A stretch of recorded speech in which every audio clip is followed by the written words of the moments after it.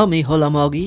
আমাদের চ্যানেলে যদি নতুন হয়ে থাকো তাহলে আমাদের চ্যানেলটিকে সাবস্ক্রাইব করে বেল আইকন বাজিয়ে দাও তাড়াতাড়ি। হুম। আগের পর্বে আমরা দেখেছি টম দাদা হাবলু আঙ্কেল আর বুবলু আন্টির বাসায় কাজের দায়িত্ব নিয়েছে। কাজ মানে তাদের সবজি বাগান পাহারা দেওয়ার দায়িত্ব। এসব দেখে হাসাহাসি করছিল জেরি বন্ধু, আর বাগানের শাকসবজি নষ্ট করছিল।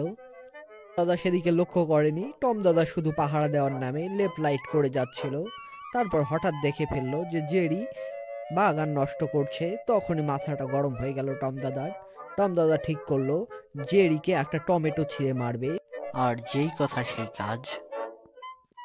টম দাদা একটি গাছ থেকে টমেটো ছিঁড়ে ফেলেছে, আর তখনই সেখানে ঢুকেছে হাবলু আঙ্কেল। হাবলু আঙ্কেলের তো মেজাজ খুব হয়েছে গরম, কারণ টম দাদা গাছের সবজি সব ছিঁড়ে ফেলেছে। আর টম দাদা সেই ভয়ে তাড়াতাড়ি গিয়ে টমেটোটাকে গাছের সাথে আবার লাগিয়ে দিয়েছে দড়ি দিয়ে বেঁধে। হাবলু আঙ্কেল রাগ হয়ে বলছে, এরপর যদি আর এই ধরনের কাজ করো তোমাকে বাড়ি থেকে বের করে দেব। বুবলু আন্টি বলল, টমকে এবারের মতো ক্ষমা করে দাও। তাই টম দাদা আবার কাজে লেগে পড়ল। আজকের পর্বে আমরা দেখব এরপর টম দাদা কিভাবে বাগানের দায়িত্ব পালন করলো। তবে চলো শুরু করা যাক। 3, 2, 1 স্টার্ট। সকাল সকাল এসব কি করছিস রে টম? তোকে তো বাগান পাহারা দিতে ডেকেছে, লেফট লাইট করতে নয়। আচ্ছা, ওয়ে আমিও তো বুঝতে পারছি না বাগানে আসলে কি হচ্ছে।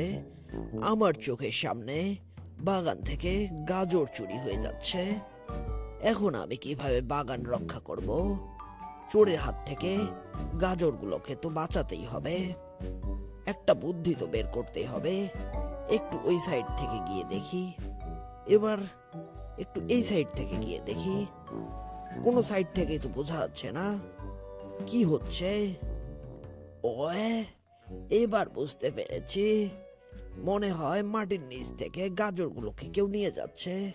এবার ধরে ফেলেছি, আমার হাত থেকে কিভাবে বেঁচে পালাবে। बाबा, ये है मेरा 2.5 किलो का हाथ। इस हाथ से बचना मुश्किल ही नहीं, नामुमकिन है। কিরে, তোর এত বড় সাহস, তুই আমার ঘরের মধ্যে এসে আমাকেই তোর 2.5 কিলো কা হাত দেখাচ্ছিস? কোনো প্রশ্ন? ওয়ে, কোনো প্রশ্ন না। আমার 2.5 কিলোর হাতের শক্তি তো জানিস না। এই দেখ, তোকে ধরে ফেলেছি। এবার বাঁচবি কিভাবে আমার হাত থেকে? আরে, ধরতে তো পারিস না, আবার বড় বড় কথা। এই নে, তোর সামনে দিয়েই পালিয়ে গেলাম। কোনো প্রশ্ন?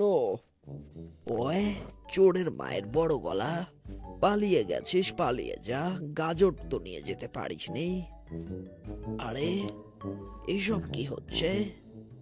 আমার পেছন থেকে সবগুলো গাজর চুরি হয়ে গেল কিভাবে? ওয়ে, হাবলু আঙ্কেল দেখলে আমার পিঠে ছাল তুলে নেবে। একটা না একটা বুদ্ধি তো এবার বের করতেই হবে বাবা। আহো, আমি হলাম বব।